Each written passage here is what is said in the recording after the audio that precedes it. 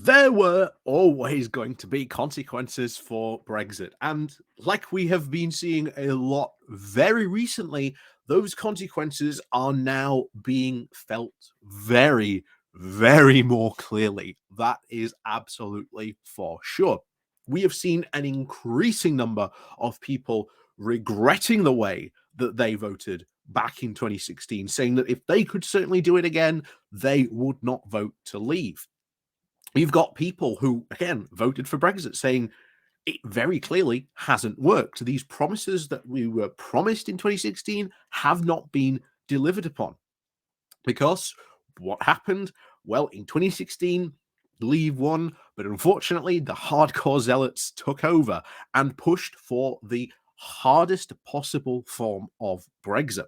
And as a result, it has made for some very strange political alliances, as we saw in the 2019 general election.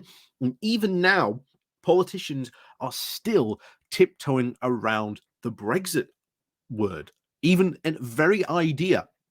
And bear in mind, Starmer came out just yesterday, in fact today, but yesterday, and said that Britain won't get any economic benefits if it rejoins the single market. That's completely false because we've covered studies that show actually, yes, we would gain significant economic benefits if we did rejoin the single market. But what he is again trying to do is make sure at the next election, the Conservatives cannot run like a full-blown campaign of, see, Labour want to reverse Brexit.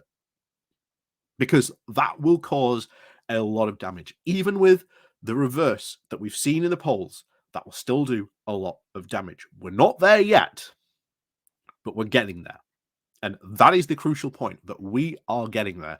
And one crucial point, we are getting there a lot faster than some of us initially even predicted. So maybe not this time around, but certainly in the next parliament, I would not be surprised if we started to really genuinely see people saying, well, actually, why aren't we part of the single market and customs union? And the thing is, the more reports, the more exercises, the more stuff we see, the more it gives justification. And if the MPs still refuse to have this conversation in Westminster, then it will continue like it is doing now outside of Westminster. And eventually, that noise will grow to a deafening level where even the powers that be will have to be involved on respond to these conversations. They cannot ignore this conversation forever. But we're going to have a look at something very interesting today, which I have not seen from the UK side yet, but is being covered in the German press very recently. So this is very interesting because this, again, will have big economic consequences. So as always, guys, please do remember to hit that like, share, and subscribe button. And of course, down below, there are links to my Patreon page and a notification link called Buy Me Coffee, where you can buy me coffee. And as always, there is the YouTube thank you button. And of course, the Pony Club you can join as well down below, too. So, we go today to the Spiegel. I think it's how you say it. You'll have to pardon my German. The title is Great Britain falls out of the top 10 of German trading partners. That is big because that means Germany is now trading less with us, means less imports, less exports. It's bad for our economy. So let's get into this. So, Great Britain is becoming less important as a trading partner for Germany after Brexit.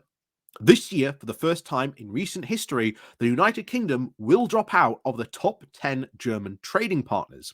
And that is not good, considering that Germany really in Europe is sort of, the European economic powerhouse.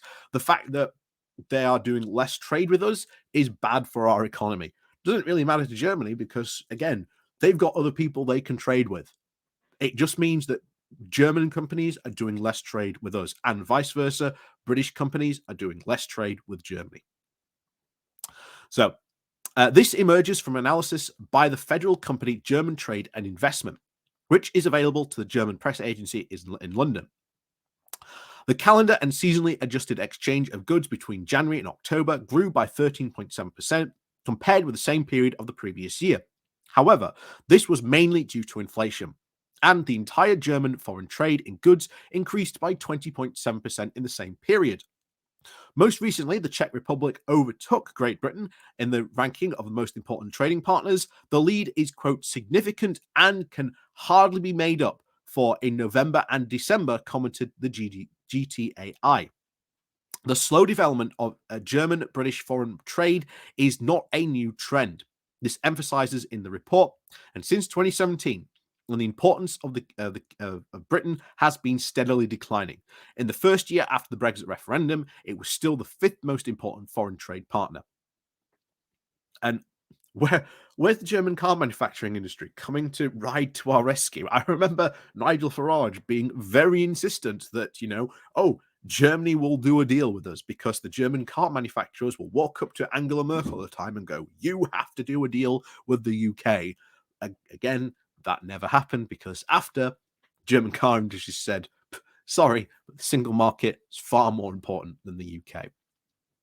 So back to it. They said that both the coronavirus pandemic, the energy price-driven inflation, and the Bank of England monetary policy turnaround have thrown the British economy engine out of sync, it says. The consequences of Brexit amplify the effects because trade across the border has become more expensive, says the GTA. There is still uncertainty. Almost 3 years after the British exit from the EU, the country's post-Brexit economic policy course remains unclear and is unsettling British companies. Bear in mind, at the moment, we still haven't really had a sort of new, regulations coming into Parliament yet. Of course, there's the big, EU reform revocation or sort of reform bill that is wanting to take away a ton of regulations, but even that potentially is not going to go through. We still have to see what the Tories and what, interestingly, of course, is when new regulation comes into Parliament. That is going to be the interesting conversation, but that we haven't seen yet. But that will be the interesting one. Great Britain left the European Union at the end of January of 2020 and has not been a member of the EU Customs Union and the EU single market since January of 2021. The Brexit trade agreement, agreed at the last moment, ensures that freedom and the customs duties in most areas.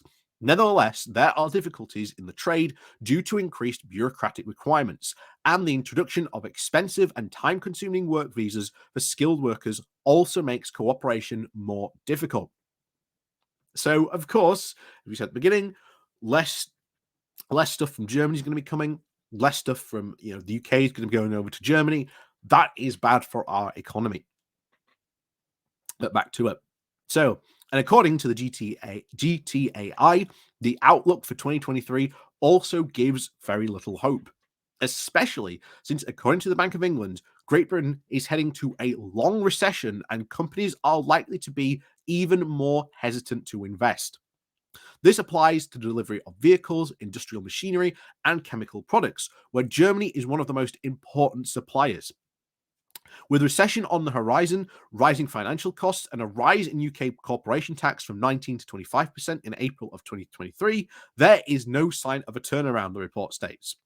Of particular interest to German companies are the few smaller sectors which have been developed more strongly despite the economic problems. These include healthcare, offshore wind, energy, and infrastructure construction. The GTAI sees very mixed signals in the automotive industry and the most important pillar of the German-British trade. If the British car market eventually grows noticeably in 2023, this could mean a trend reversal. It said that the e-cars were an important driver from at least 2030 onwards, and the sale of new cars with classic combustion engines is to be banned in the UK. So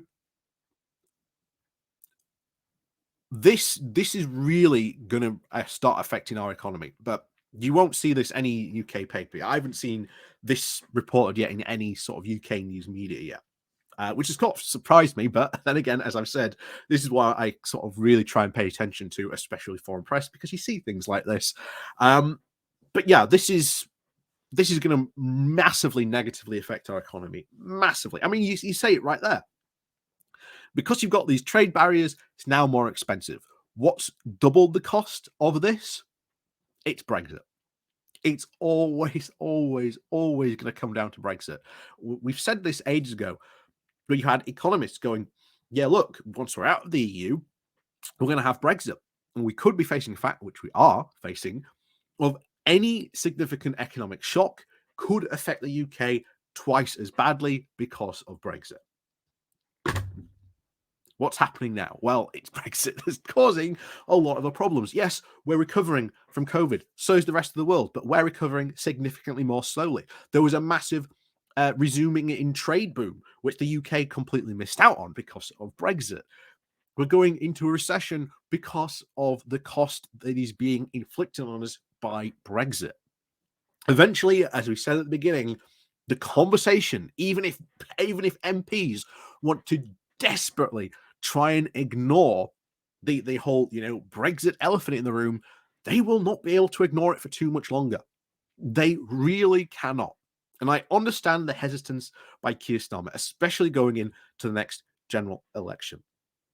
But I think in the next parliament, we will see talks by MPs of seriously opening up the discussions of, well, look, Starmer talks about getting closer alignment. That's fine. That's great. But if we're aligning so much with the EU anyway, why aren't we in the single market customs union? And of course, as we've always said, that just starts the slow path and progression back to rejoining the EU. So, yeah. But there you go. So as always, guys, thank you very much for watching. Please do remember to hit that like, share, and subscribe button. And of course, down below there are links to my Patreon page and a more information link called Buy Me Coffee, where you can buy me coffee. And as always, thank you very much for watching. And of course, the YouTube thank you button is down below as well, and of course the Pony Club as well too. So as always, thank you very much, and of course, we'll see you all next time.